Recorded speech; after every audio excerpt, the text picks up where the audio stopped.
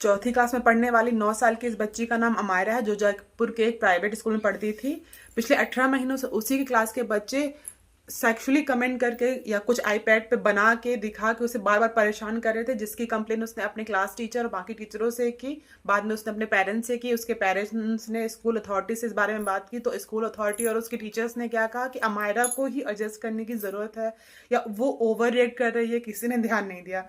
फिर आया नवंबर 2025 की बात है, ये पिछले 8 महीने पहले की बात है, जब वो बहुत ज़्यादा परेशान हो गई और उसका कोई सोल्यूशन नहीं निकला। तो एक दिन वो लड़की अपनी टीचर से फिर बात करती है, फिर उसकी टीचर ने उसकी बात नहीं सुनी। अब इन सब चीज़ों के डिप्रेशन में आकर वो मतलब बैठी थी अपने टेबल पे, तभी उसकी टीचर आती है। फिर पता नहीं उससे वो क्या कहती है, वो उस वीडियो पे दिख नहीं रहा है कि मतलब वो सुनकर वो बिल्कुल चौंक जाती है बच्ची की, मतलब टीचर ने मेरे विषय में ऐसा कैसे कह दिया।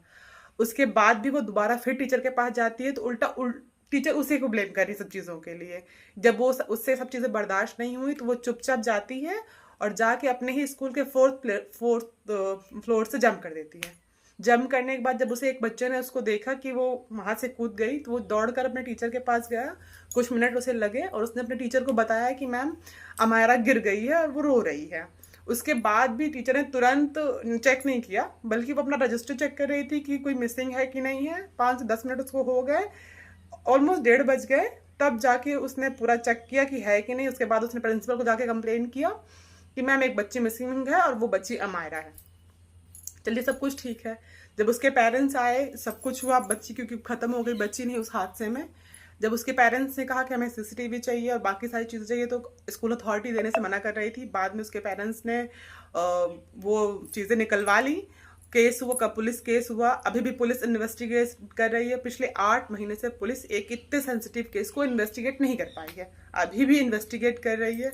उसके पेरेंट्स अभी भी परेशान हैं, एक बच्ची की जान चली गई है। मैं बस इतना कहना चाह रही हूँ उन स्कूल अथॉरिटीज़ या खैर स्कूल अथॉरिटीज़ को बोलने का कोई मतलब नहीं, स्पेशली प्राइवेट को, क्योंकि इतनी लुटाई है वहाँ, बच्चों पे ध्यान नहीं देते हैं। टीचर्स की भी गलती नहीं, 2-4 हज़ार में टीचर ले आते हैं लोग, वो कितना ही पढ़ाएगा उतने में। जब तुम प्रॉपर उसको कुछ नहीं दोगे तो वो क्या करेगा। और प्लस इतनी ज़्यादा हाई फाई फीस है, फिर तुम्हारे बच्चों की सेफ्टी पे भी तुम कुछ काम नहीं कर रहे हो। तो मैं ये कहना चाह रही हूँ कि प्लीज़ आप अपने बच्चों से बात करिए, उनसे पूछिए जब वो स्कूल से आते हैं कि तुमने आज पूरा दिन स्कूल में क्या किया, तुम किससे मिले, तुम्हारे कितने दोस्त हैं, क्या है, किसी ने तुम्हें कुछ कहा तो नहीं, टीचर ने तुम्हें कुछ कहा तो नहीं।